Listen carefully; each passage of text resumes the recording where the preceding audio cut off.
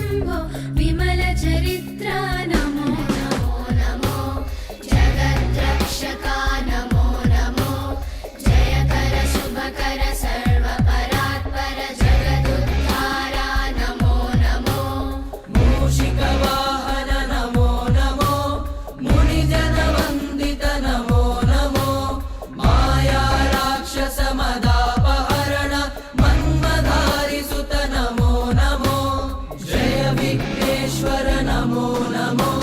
ఇది కదా నిజమైన వినాయక చవితి అంటే. ఏదైనా ఒక అంశాన్ని కాన్సెప్ట్ గా తీసుకుంటే దాన్ని వర్కౌట్ చేస్తే అందులో ఉండే ఆనందమే వేరు. ఇప్పుడు ప్రతి ఒక్కరూ మాట్లాడుకుంటున్నారు విజయనగరంలో జరుగుతున్న వినాయక చవితి ఉత్సవాల గురించి.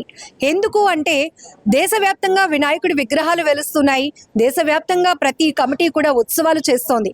కానీ వినాయకుడిని మనం ఎందుకు పూజించాలి, అసలు వినాయకుడి యొక్క ప్రాముఖ్యత ఏంటి, ఈ విషయం మనం సినిమాల్లో చూసాం, లేదంటే ఆ ఒక్కరోజు వ్రత సంకల్పమైన పుస్తకాన్ని చదివి తెలుసుకుంటాం. మరి ఈ ఫ్యూచర్ జనరేషన్కి ఎలా తెలుస్తోంది? ఏదో వెరైటీ వినాయకుడిని పెట్టారంట, చూసి వచ్చేద్దాం, ఇదేనా మనం ఇస్తున్న నాలెడ్జ్? కాదు. ఈ కాన్సెప్ట్తోనే విజయనగరంలో ఈసారి వినాయక చవితి ఉత్సవాలు జరుగుతున్నాయి.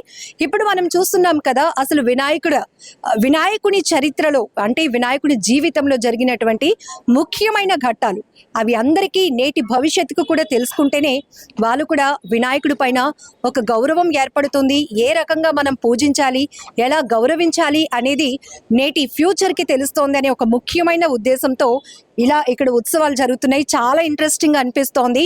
వచ్చింది మొదలు నిజంగా ఇది ఇక్కడ మాత్రం ఒక ఆధ్యాత్మిక వాతావరణం కనిపిస్తోంది. రాగానే శ్రీకృష్ణుడు రాధాదేవిల ఫౌంటైన్ కనిపించింది. లోపలికి రాగానే వినాయకుడి ఉత్సవాలు ప్రధానంగా ఏర్పాటు చేసిన స్వామివారి మూర్తిని మనం దర్శించుకునే ముందు అసలు వినాయక స్వామివారి చరిత్ర ఏంటి ఇది తెలుసుకునే ప్రయత్నంలోనే ఇక్కడ టెక్స్ట్ కూడా వెరీ క్లియర్గా, ఈ పిల్లలు వచ్చి ఏదో చూసి వెళ్ళిపోతున్నారు కాదు, కానీ ఇలా మోకాలు వేసి వినాయక స్వామి వారి గురించి తెలుసుకునే ప్రయత్నం, ఇక్కడ ఉన్నటువంటి ఆ చరిత్రతో కూడిన బోర్డ్స్ చదువుతున్నారు.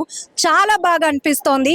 ఒకసారి కెమెరా అటువైపు చూపిస్తే చిన్న పిల్లల నుంచి పెద్దవాళ్ళ వరకు విజయనగరంలో జరుగుతున్న వినాయకుడు ఉత్సవాలు చూడటానికి తరలి వస్తున్నారంటే ఇక్కడ ఇంపార్టెన్సే కాదు, ఎంత మంచి థీమ్ ఇది, సూపర్ సక్సెస్ అయిందని అయితే మనం చెప్పుకోవచ్చు. జస్ట్ మనం లోపలికి ఎంటర్ అవ్వగానే కైలాసంలో ముందు పార్వతీదేవి నలుగుతో వినాయక స్వామి వారిని ఎలా తయారు చేశారు, ఆ తర్వాత కొంత కాన్వర్జేషన్ జరుగుతూ ఉంటుంది. మీకు సమయం తక్కువ ఉంది కాబట్టి నేను షార్ట్ చేసి చెప్పేస్తున్నాను. ఇక్కడ మాత్రం చాలా క్లియర్గా పిల్లలందరికీ అర్థమయ్యేలాగా రాశారు. ప్రతి ఒక్క అంశం కూడా ఫస్ట్ నుంచి అసలు స్వామివారిని పార్వతీదేవి ఎలా తయారు చేశారు, ఆ తర్వాత ఆయన శిరస్సు ఎలా ఖండించబడింది, అప్పుడు ఉన్నటువంటి దేవతామూర్తుల యొక్క ఇంపార్టెన్స్ ఏంటి, ఇవన్నీ ఇక్కడ మనం నందీశ్వరుడు, ఇంద్రుడు, విష్ణుమూర్తి, అక్కడ విఘ్నేశ్వరుడు శిరస్సు ఖండించిన సందర్భాన్ని చూస్తున్నాం, పార్వతీదేవి అలాగే పరమశివుడు. ఇవన్నీ కూడా ఇక్కడ కొంతమంది స్కూల్ పిల్లలు కూడా వచ్చి మోకాలేసి మరి ఆ బోర్డుని చదువుతూ వాళ్ళు చాలా నాలెడ్జ్ తీసుకుంటున్నారు. ఒకసారి పిల్లలతో కూడా మాట్లాడదాం. జనరల్గా వినాయక చవితి చేస్తారా ఇంట్లో? ఎస్ మ్యామ్, చేస్తాం. మరి బుక్ చదువుతారు కదా, అమ్మ కానీ నాన్న కానీ ఎవరొకరు బుక్ చదువుతారు కదా. స్టోరీ తెలుసా మీకు, వినాయకుడి స్టోరీ? తెలుసు. ఏం తెలుసు అంటే స్టార్టింగ్ పార్వతీదేవి నలుగుతోని వినాయకుడిని ప్రాణం పోస్తుంది. అయితేనేమో తను స్నానం చేస్తున్న సమయంలో వినాయకుడిని కాపలా పెడుతుంది. అప్పుడు పరమశివుడు వచ్చినప్పుడు వినాయకుడు అడ్డుకోగా పరమశివుడికి అత్యంత కోపం వచ్చి వినాయకుడి శిరస్సుని ఖండిస్తారు. అది చూసిన పార్వతీదేవి బాధతో వచ్చినప్పుడు ఒక రాక్షసుడు తల తీసి పెడతారు. ఆ రాక్షసుడు కోరిక మీదగా పరమశివుడిని అడుగుతారు, అంటే నేను అందరి చేత పూజించాలని. దానివల్ల గణేశుడి యొక్క ఇది అయింది. ఇక్కడ ఈ టెక్స్ట్ చదివావు కదా, మీ ఫ్రెండ్స్ కూడా చదివారు కదా, అది కళ్ళకు కట్టినట్టు విజువల్ గా నీకు అనిపించిందా? చాలా బాగా అనిపించింది. స్వామి గారు బుక్ చదివినప్పుడు అందులో ఉన్న కథ ఎలా ఉంటుందో ఇక్కడ థీమ్ కూడా అలా కనిపించింది. చాలా సేమ్ గా ఉంది. ఏమనిపించింది ఇక్కడ రాగానే? ఇక్కడ చాలా బాగుంది. ఇంకా దీన్ని టెక్స్ట్ చదివినంటే నాకు ఫుల్ గా వచ్చింది విజువల్, చాలా నాలెడ్జ్ వచ్చింది. టెక్స్ట్ కి కనెక్ట్ అవుతూ ఇక్కడ ఉన్నటువంటి విగ్రహాలు కూడా ఉన్నాయి. చాలా బాగుంది ఇక్కడ. ఇదే నేను చెప్పాను కదా ఎందుకు ఇంత ఇంపార్టెన్స్ ఇక్కడ జరుగుతున్న ఉత్సవాల కోసం అంటే ఈవెన్ మనం కూడా చాలా స్టోరీస్ చదువుతాం, ఆ క్యారెక్టర్స్ ఇమాజినేషన్ చేసుకునేటప్పుడు కనెక్ట్ అవుతూ ఉంటాం. ఈసారి మాత్రం ఇక్కడికి వచ్చిన ప్రతి ఒక్కరికి ఈవెన్ బేసిక్ నాలెడ్జ్ ఉన్న వాళ్ళ నుంచి పెద్దవాళ్ళ వరకు ఇక్కడ వినాయకుని యొక్క చరిత్ర కళ్ళకు కట్టినట్లు కనిపిస్తూ ఉంది. ఇంకా నెక్స్ట్ స్టేజ్కి వెళ్దాము. సో ఇక్కడ ఫస్ట్ ఏదైతే స్వామివారి జీవితంలో జరిగినటువంటి ముఖ్యమైన ఘట్టానికి సంబంధించిన అంశం అక్కడ క్లోజ్ అయిన వెంటనే ఇక్కడ అసలు స్వామివారికి కుడుములు ఉండ్రాళ్ళు ఇష్టంగా మనం ఎందుకు చేసి పెడతాము, ఇవన్నీ కూడా అంటే అప్పట్లోనే దేవతామూర్తులు స్వామివారికి ఉత్సవం చేసినప్పుడు వినాయక చవితి వ్రతం చేసినప్పుడు ఏమి ప్రసాదం పెట్టారు, ఎందుకు పెట్టాల్సి వచ్చింది, మనం భాద్రపద శుద్ధ చవితి నాడే స్వామివారిని ఎందుకు పూజిస్తాము అనేది ఏదో ఎవరో చెప్పేస్తే లేదంటే పుస్తకాల్లో చదివేసి ఫాలో అవడం కాదు. దానికి కనెక్ట్ అయినటువంటి పాయింట్ను కూడా ఇక్కడ చాలా స్పెసిఫిక్గా మెన్షన్ చేస్తూ పిల్లలకి మెయిన్గా వీళ్ళ కాన్సెప్ట్ కూడా ఫ్యూచర్ జనరేషన్కి వినాయకుడి కోసం పూర్తి స్థాయిలో తెలియాలి, అదే కాన్సెప్ట్తో ఇక్కడ ఉత్సవాలు జరిగాయి. ఇక్కడ మీరు చూడొచ్చు టెక్స్ట్ కూడా. సో పూర్తిగా అంటే టైం తక్కువగా ఉండటం వల్ల నేను మీకు షార్ట్ చేసి చెప్తున్నాను. ఎందుకు మనం భాద్రపద శుద్ధ చవితి నాడు చేస్తాము, విఘ్నేశ్వరుడికి కుడుములు ఉండ్రాళ్ళు పిండి వంటలు ఎందుకు సమర్పిస్తాము, దానివల్ల వినాయక స్వామి వారు ఎందుకు అంత హ్యాపీ అవుతారు ఆ ప్రసాదం వల్ల అని ఇక్కడ కూడా మనం ఇది సెకండ్ స్టేజ్లో చూస్తాము. సో మెయిన్గా ఇది ప్రధాన మూర్తిని పెట్టడం జరిగింది. స్వామివారు కూడా ఎంతో చాలా ఆధ్యాత్మికమైనటువంటి వాతావరణం కనపడుతోంది. ఖచ్చితంగా ఏదో క్రేజీనెస్ కోసమో లేకపోతే వైరల్ అయిపోయి ఫేమస్ అవ్వడము అనే థాట్స్ కాకుండా రకరకాల వినాయకుడిని మనం చూస్తున్నాం, ప్రతిమలు. నిజానికి వినాయకుడు ఒక్కడే స్వామివారు, ఎందుకంటే ఎటువంటి విఘ్నాలు లేకుండా ఏ శుభకార్యమైనా దిగ్విజయంగా జరిపించు స్వామి అని తొలి పూజ చేసేది ఆ వినాయక స్వామి వారికి. కానీ కొన్ని ఉత్సవాలు వికృతమైన చేష్టలకు కూడా తావిస్తున్నాయి. క్రేజ్ అని లేకపోతే ఇంకొకటని, ఇంకా అట్రాక్ట్ చేయాలని, ఫేమస్ అయిపోవాలని, ఇంకా నేను చెప్పలేను. కానీ అది కాదు. ఇక్కడికి రాగానే స్వామివారిని దర్శించుకుంటే ఆ స్వామివారి ప్రతిమను చూసిన వెంటనే మన కష్టాలు తొలగిపోతున్నాయి, స్వామివారు మనకు అండగా ఉన్నారు అనేటటువంటి ఒక భరోసా అనేది కల్పిస్తోంది ఇక్కడ ఉన్నటువంటి ఆధ్యాత్మికమైన వాతావరణం కూడా. సో నెక్స్ట్ స్టేజ్ ఇక్కడ మనం చూడొచ్చు. సో థర్డ్ స్టేజ్లో అయితే పురాణాల ప్రకారం అసలు కైలాసంలో పరమశివుడు ధ్యానంలో ఉన్నప్పుడు వినాయకుడు కైలాస ముఖద్వారం వద్ద కాపలా ఉంటాడు. అలాంటి సిచ్యువేషన్స్ని కూడా ఇక్కడ మనకి చూడొచ్చు. పర్టికులర్గా ఆ సమయంలో శివభక్తుడైన పరశురాముడు మహాశివుని దర్శనార్థం కైలాసానికి వచ్చినప్పుడు ముఖద్వారం వద్ద ఉన్న వినాయకుడు పరమశివుని ధ్యానానికి భంగం కలగకూడదని పరశురాముడిని లోనికి ప్రవేశించకుండా అడ్డుకొనగా అప్పుడు గణేశుని గుర్తించని పరశురాముడు ఆగ్రహిస్తాడు. తన ఆయుధమైన పరశుని వినాయకుని మీదకి విసరగా ఒక దంతం విరిగిపోతుంది. చిన్నపిల్లలకి చాలా వరకు కాదు, చిన్నపిల్లలకి ఏంటి పెద్దవాళ్ళు చాలా మందికి కూడా ఏకదంతాయ వినాయక అని మనం అంటూ ఉంటాం, కానీ ఆ సందర్భం ఏంటో కూడా మనకి తెలీదు. ఇక్కడ ఆ దంతం విరిగిపోవటానికి కారణం ఏంటి, ఏకదంతాయుడుగా వినాయక స్వామిని మనం ఎందుకు పూజిస్తాము అనేది కూడా ఇక్కడ మనకి పర్టికులర్గా తెలుస్తోంది. ఇంకా తల్లిదండ్రులను గౌరవించాలి, పూజించాలి. ఎందుకంటే దేవుడితో సమానమైనటువంటి గౌరవాన్ని మనం తల్లిదండ్రులకి ఎందుకు ఇవ్వాలి అనే కాన్సెప్ట్ ఇక్కడ పర్టికులర్గా. చిన్నపిల్లలు మాత్రం ఇక్కడ వచ్చి ఆగుతున్నారు. ఏంటి ఒక ట్రాక్ మీద వినాయకుడు చుట్టూ తిరుగుతున్నాడు అని అందరూ చూసి ఆగినాక ఇక్కడ ఏదైతే టెక్స్ట్ ఉందో అది చదివి తెలుసుకుంటున్నారనమాట. సో ఏదైతే ఉందో ముల్లోకాలని పుణ్యజలాల్లో తీర్థ స్నానాలు ఆచరించి ఎవరైతే ముందుగా కైలాసానికి చేరుతారో వారికే గణాధిపత్యం లభిస్తుందని చెప్పి వినాయకుడికి కుమారస్వామికి మధ్య ఒక పోటీ అయితే ఉంటుంది. కుమారస్వామి తన వాహనమైన నెమలితో ముల్లోకాలు చుట్టి రావటానికి బయలుదేరుతారు. కానీ వినాయకుడు ఎంత తెలివిగా ఆలోచించారు, తల్లిదండ్రులను ఎలా పూజించారు, ఆ తర్వాత ఈ పోటీలో ఆయన ఎలా నెగ్గారు అని చెప్పడానికి ఇక్కడ టెక్స్ట్ కూడా రాసుంటుంది. వినాయకుడు శివ పార్వతుల చుట్టూ ముమ్మారు నారాయణ మంత్రం చదువుతూ ప్రదక్షిణలు చేసిన తర్వాత ముల్లోకంలోని పుణ్య జలాల యందు స్నానం ఆచరించి ఫలితం పొంది ఆ తర్వాత గణపతిగా నియమితులవుతారనమాట.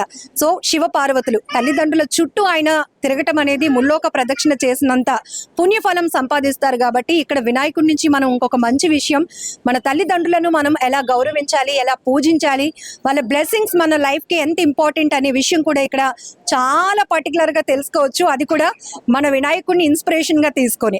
ఇంకా లాస్ట్ అంటే ఇక్కడ ఉన్న అంటే ఆయన చరిత్ర చాలా పెద్దది, చాలా గొప్పది అయినప్పటికీ కూడా షార్ట్ కట్లోనే ఇక్కడికి స్టెప్ ఇన్ అయిన వెంటనే స్వామివారి గురించి పూర్తి స్థాయిలో తెలియజెప్పాలనే ఉద్దేశంతో ఇక్కడ కొంత మాత్రం ఏర్పాటు చేశారు ఈ థీమ్ ని. సో ఇక్కడ వేదవ్యాసుడు విఘ్నేశ్వరుడు మధ్య జరిగేటటువంటి ఒక కాన్వర్జేషన్ కూడా ఏం జరుగుతుంది అనేది రాయడం జరిగింది. సో గణేశుడు మహాభారతాన్ని రాశారు అని చెప్తారు, అది అతనికి వ్యాస మహర్షి అంటే వేదవ్యాసుడు ద్వారా చెప్పబడింది అనమాట. వ్యాసుడు పురాణ పారాయణం చేస్తున్నప్పుడు ఆగకూడదని, గణేశుడు రాసేటప్పుడు ఆగకూడదని, గణేశుడు కేవలం రాయటమే కాదు దానిలో ప్రతి శ్లోకాన్ని కూడా అర్థం చేసుకోవాలన్న ఒక షరతుతో అది జరిగిందని, ఇతిహాసాన్ని పూర్తి చేయడానికి 3 సంవత్సరాలు నిరంతరాయంగా మాట్లాడటం మరియు రాయటం జరిగిందని పురాణాలు ఏవైతే ప్రముఖ పురాణాలు చెప్తున్నాయో ఆ పురాణం యొక్క అంశాన్ని కూడా ఇక్కడ వివరిస్తూ ఇక్కడ వేదవ్యాసుని యొక్క విగ్రహాన్ని, విఘ్నేశ్వరుని యొక్క విగ్రహాన్ని కూడా ఏర్పాటు చేయడం జరిగింది.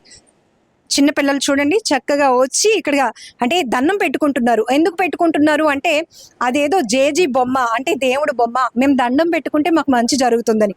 కానీ కొన్ని వినాయక ఉత్సవాల దగ్గరికి వెళ్ళినప్పుడు మనం ఏదైతే స్క్రీన్స్ పైన కనపడుతున్న హీరోల బొమ్మలు కనిపించినప్పుడు హీరోలే కదా అన్నట్టు వాళ్ళు ఉంటారు.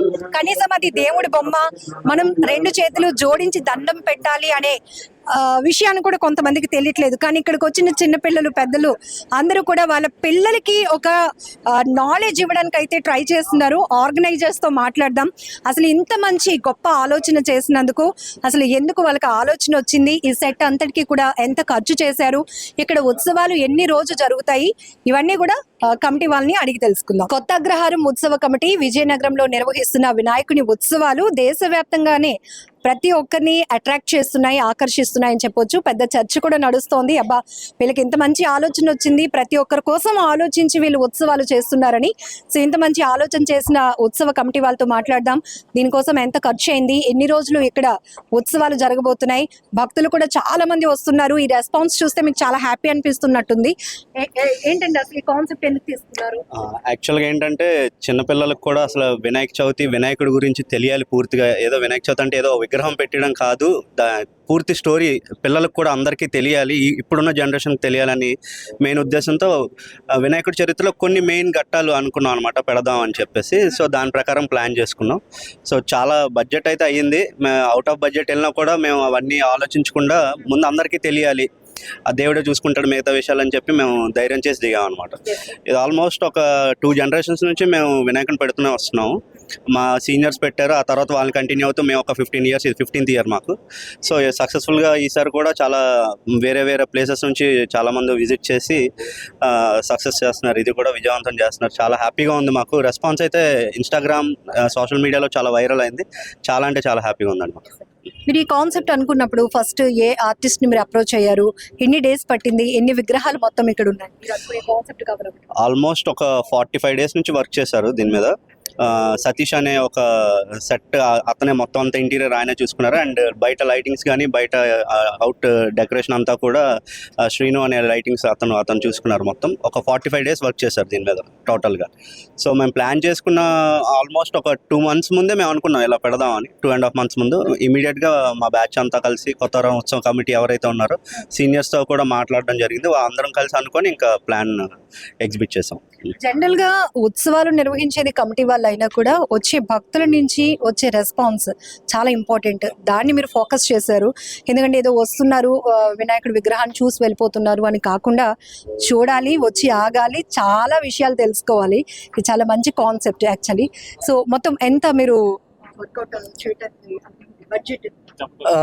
బడ్జెట్ అయితే ఎక్కువైందండి, చాలా ఎక్కువైంది. మా ఫ్రెండ్ చెప్పినట్టు ఓవర్ బడ్జెట్ అయినప్పటికీ కూడా మేము ముందుకు వచ్చాము. ఎందుకంటే మెయిన్ మేము అనుకున్నది పిల్లలు, ఈ జనరేషన్ పిల్లలు కథల గురించి వింటారు, అలాగే చదువుతారు, కానీ విజువల్లీ చూస్తేనే వాళ్ళకి ఇంకా బాగా అర్థమవుతుందన్న మెయిన్ ఉద్దేశంతో మేము ఈ కాన్సెప్ట్ ముందుకు తీసుకొచ్చామండి. సో అందరూ కూడా వస్తున్న పిల్లలు మీరు కూడా చూసారు, అందరూ ఎగ్జైట్మెంట్తో చూస్తున్నారు, దాని గురించి చదువుతున్నారు. పేరెంట్స్ కూడా వాళ్ళ పిల్లల్ని తీసుకొచ్చి ప్రతిదీ ఎక్స్ప్లెయిన్ చేస్తున్నారు, ఇది చెప్పాను కదా ఇదే కదా, ఇది చెప్పాను కదా ఇదే కదా. సో మెయిన్ మేము అనుకున్న పర్పస్ అయితే అది మెయిన్. అండ్ ఎప్పుడు కూడా మేమేంట చేస్తాము అని అంటే వినాయకుడు అంటే మనకు ఒక రూపం ఉంటుంది మైండ్లో, ఎప్పుడు ఆ రూపాన్ని మేము పెడతాం. మీరు విగ్రహం కూడా చూస్తే సింపుల్గానే పెడతాం. విగ్రహం మనకు వినాయకుడు అంటే ఎలా ఉండాలో అలానే ఉంటుంది. కొత్త కాన్సెప్ట్ యూనిక్గా పెడతాం, అందరికీ అర్థమయ్యేలా పెడతాము. కానీ వినాయకుడు రూపాన్ని మాత్రం ఎప్పుడు కూడా చేంజ్ చేయము. ఇది మాకు యూనిక్గా మేము స్టార్ట్ చేసి 15 years అయినప్పటికీ కూడా యూనిక్గా పెట్టడం స్టార్ట్ చేసి ఇది 3rd year యాక్చువల్లీ. దీనికి ముందు పంచభూతాలు అనే కాన్సెప్ట్తో మన పంచభూతాలను రిప్రజెంట్ చేస్తూ 5 గణపతుల్ని చూపించాము. ఆ ముందు ఇయర్ మన భారతదేశంలోనే ఫేమస్ అయిన వినాయకుడు టెంపుల్స్ మనకున్న కాణిపాకం అవనివ్వండి, పూణేలో దగ్ధుసేత్ హల్వాయి గణపతి అవనివ్వండి, వీటిని రిప్రజెంట్ చేస్తూ 3 గణపతులతో పెట్టాం. అంతకు ముందు వరకు చిన్నగా ప్రారంభించాము, కానీ 3 years నుంచి యూనిక్గా ఇలా పెడుతూ అందరికీ వినాయకుడి గురించి మనం చదివే మైథలాజికల్ స్టోరీస్ గురించి కూడా తెలియాలి అనే మెయిన్ ఉద్దేశంతో ఈ ఇయర్ కూడా ఇలా ముందుకు వచ్చాం. మొత్తం మీరు సెట్లో చూసుకున్నట్టయితే 17 చిన్న చిన్న 17 బొమ్మలు ఉన్నాయి మనకి పెద్ద బొమ్మ కాకుండా 17 + 1 18 మొత్తం. దీని వర్క్ ప్లానింగ్ అంతా కూడా 4-5 months నుంచి జరుగుతుంది. వర్క్ అయితే యాక్చువల్ వర్క్ 45 days 40-45 days నుంచి స్టార్ట్ చేశారు. ఎంతోమంది వర్కర్స్ ఇలా కృషి చేస్తే అవుట్పుట్ ఫైనల్గా ఇలా తగ్గలిగింది. స్వామివారి హిస్టరీ చాలా ఉంది, బట్ కొంచెంలో ఎక్కువ చెప్పాలి. సో ఈ కాన్సెప్ట్ ముందు ఎవరిని అప్రోచ్ అయ్యారు? ఎవరైనా పురోహితుల్ని కానీ, ఎవరైనా టెంపుల్లో ఉన్నటువంటి పంతులు కానీ ఎవరైనా అప్రోచ్ అయ్యి మేము ఇలా అనుకుంటున్నాం, ఈ కాన్సెప్ట్ని మేము ఎట్లా తీసుకురావాలి అని ఏమైనా తీసుకున్నారా సజెషన్స్? చాలా జాగ్రత్త పడ్డాం. ముందు కాన్సెప్ట్ ఎంచుకున్నప్పుడే చాలా జాగ్రత్త పడ్డాం. ఎందుకంటే ప్రతి స్టోరీకి చాలా వెర్షన్స్ ఉంటాయి. ఒక వెర్షన్ చెప్తే ఇంకొక వెర్షన్ చెప్తారు. సో మేము అనాలిసిస్ చేసినప్పుడే, రీసెర్చ్ చేసినప్పుడే ఏది మేజర్గా ఉన్నాయి, ఎక్కువ ఇతిహాసాల్లో లేకపోతే ఎక్కువ డాక్యుమెంటరీస్లో కానీ ఆర్టికల్స్లో కానీ ఏది ఎక్కువగా మనకి ప్రాచుర్యంలో ఉన్నది ఆ కాన్సెప్ట్ని తీసుకొని రిప్రజెంట్ చేద్దాం అనుకున్నాం. మీరు చెప్పినట్టే మేము చాలామంది కోవిళ్ళకి వెళ్ళాము, వినాయకుడి కోవిళ్ళకి వెళ్ళి పౌరోహితుల్ని కలిసాము, పెద్దల్ని కలిసాము. అందరూ వాళ్ళ ఉద్దేశాలు, వాళ్ళ ఇన్పుట్స్ కూడా తీసుకొని వాటన్నిటిని కూడా మేము తీసుకొని ఈ కాన్సెప్ట్ని రెడీ చేసాం. ఈవెన్ సినిమాల్లో కూడా స్వామివారికి సంబంధించిన వినాయకుడి చరిత్ర సినిమాల్లో కూడా చిన్న చిన్న వేరియేషన్స్ మనకు కనిపిస్తాయి. బట్ మీరు ఇక్కడ పర్టికులర్గా టెక్స్ట్ కూడా ప్రూఫ్గా పెట్టినప్పుడు ఎలాంటి విమర్శలు అసలు లేకుండా మీకున్న నాలెడ్జ్ ఏంటి అని ఎవరైనా క్వశ్చన్ చేసినా మీరు రెడీగా ఉంటారు కాబట్టి అంత కేర్ తీసుకోవాల్సి వచ్చింది. అండ్ ప్రతి క్యారెక్టర్ని కూడా ఇప్పుడు స్టోరీ పెట్టడమే కాకుండా మీరు చూసినట్టయితే ప్రతి విగ్రహం దగ్గర క్యారెక్టర్ ఏంటి అనేది కూడా పెట్టాం. సో దట్ మళ్ళీ మమ్మల్ని వాళ్ళు ఇది క్యారెక్టర్ ఇది ఎవరు అని అడగకుండా ఉండడానికి, పిల్లలకు కూడా ఈజీగా అది అర్థమయ్యేలాగా, ఓకే ఇక్కడ ఇంద్రుడు ఉన్నాడు, ఇక్కడ బ్రహ్మ ఉన్నారు, ఈ స్టోరీలో బ్రహ్మ ఉన్నారు, అది తెలిసేలా తీసుకున్నాం. అండ్ మమ్మల్ని మీరు అన్నట్టే ఎవరైనా క్వశ్చన్ చేసినా మా దగ్గర ఆన్సర్ ఉండేలాగే డిఫరెంట్ వెర్షన్స్ అన్ని మేము కూడా తెలుసుకున్నాం. ఏది ప్రాచుర్యంలో ఎక్కువగా ఉంది అది కాక ఇప్పుడు ఫర్ ఎగ్జాంపుల్ ఏకతంత్రిగా తీసుకుంటే మీరు 3-4 వెర్షన్స్ ఉన్నాయి, అలాగే ప్రతి కథకి 3-4 వెర్షన్స్ ఉన్నాయి, అన్నీ కూడా మేము తెలుసుకున్నాము. సో ఎవరైనా క్వశ్చన్ చేసినా కూడా ఏది కరెక్ట్ ఏది కరెక్ట్ కాదు అని కరెక్ట్ ఇన్కరెక్ట్ అని ఇక్కడ లేదు. ఏది ఎక్కువ ప్రాచుర్యంలో ఉంది, ఏది ఎక్కువ మనకి డాక్యుమెంట్స్లో ప్రూఫ్స్ ఉన్నాయి అనేది మెయిన్ ఇంపార్టెంట్. సో దాని ఆధారంగానే అంతా కూడా రెడీ చేసుకున్నాం. ఎన్ని రోజులు ఇక్కడ ఉత్సవాలు జరుగుతాయి? ఇది 10 రోజుల ఉత్సవాలు అండి. ఇది నవరాత్రులు. సో 9 చేస్తున్నాం, 9 nights చేసి 10th day నిమజ్జనం కూడా భారీ ఎత్తున ప్రతి ఇయర్ కూడా చేస్తాము. ఇయర్ కూడా అలాగని చుట్టుపక్కల మన ఊర్లో ఉన్న కళాకారులు రకరకాల కళలు ఉన్నాయి. పులివేషాలు, విజయనగరంలో ఫేమస్ అయినటువంటి పులివేషాలని, బిందుల డాన్స్ అని, ఇలా రకరకాల కళలు ఉన్నాయి. వాళ్ళకి కూడా మేము ప్రోత్సహించి వాళ్ళని కూడా ప్రతిసారి నిమజ్జనంలో వాళ్ళని కూడా యాడ్ చేసుకుంటూనే వెళ్తుంటాం. ఎందుకంటే ఒక ఈవెంట్ అనేది దేవుడి కార్యం అయినప్పటికీ కూడా ఒక 10 మంది దీనివల్ల బతకాలి అనేది మేము ఆలోచిస్తూ ఉంటాం. సో దీని పరంగా మాకు చూసుకున్నట్టయితే సెట్ వర్క్ చేసిన వాళ్ళు కానీ, లైట్ వర్క్ చేసిన వాళ్ళు కానీ, నిమజ్జనానికి మాతో పాటు హెల్ప్ అయ్యే ఈ వేషాలు అవనండి, కళాకారులు అవనండి, వీళ్ళందరికీ కూడా హెల్పింగ్ హ్యాండ్ ఏదో విధంగా ఇయర్కి వన్స్ అయినప్పటికీ కూడా బట్ ఏదో విధంగా అందరికీ ఆ కళల గురించి కూడా తెలియాలి, నెక్స్ట్ జనరేషన్ వాళ్ళకి తెలియాలి అని మేము ప్లాన్ చేస్తుంటామండి. సో వినాయక చవితి వచ్చింది, ఒక పండగ చేసేస్తున్నాం, విగ్రహాన్ని పెట్టేశాం, ఉత్సవాలు అయిపోయాయి. ఇది కాదు, దానికి ఒక పర్పస్ ఉండాలి. ఆ పర్పస్లో ప్రతి ఒక్కరూ చాలా విషయాలు స్వామివారి గురించి తెలుసుకోవాలి. ఇదే ఒక మంచి ఆలోచనతో చేసినటువంటి ఉత్సవాలు 10 రోజుల పాటు జరుగుతున్నాయి. ఎక్కడెక్కడి నుంచో సుదూర ప్రాంతాల నుంచి కూడా భక్తులు వస్తున్నారు. మొత్తానికి మండపం అంతా కూడా క్రౌడ్ చూస్తే కిక్కిరిసిపోతుంది. ప్రధానంగా చిన్న పిల్లల్ని తీసుకురావాలి, ఒక నాలెడ్జ్ వాళ్ళకి అసలు స్వామివారి చరిత్ర పుస్తకాల్లో చదివి వినిపించడం కాదు, చూపించాలి అంటే ఖచ్చితంగా విజయనగరం రావాలి, ఇక్కడ వినాయకుడు స్వామివారిని దర్శించుకోవాలి. ఈ కాన్సెప్ట్ తో వీళ్ళు చేసినటువంటి థీమ్ మాత్రం నిజంగా అద్భుత. స్వామివారి ఆశీస్సులు మనందరితో పాటు వీళ్ళకి కూడా ఉండాలి. నెక్స్ట్ ఇయర్ ఇంకా చాలా బెటర్ గా చేయాలి. ఇది నిజంగా సూపర్ కాన్సెప్ట్. చాలా మంది మిమ్మల్ని అప్రిషియేట్ కూడా చేస్తున్నారు. ఇది కెమెరా పర్సన్ శేఖర్ తో లక్ష్మి, ఐ డ్రీమ్.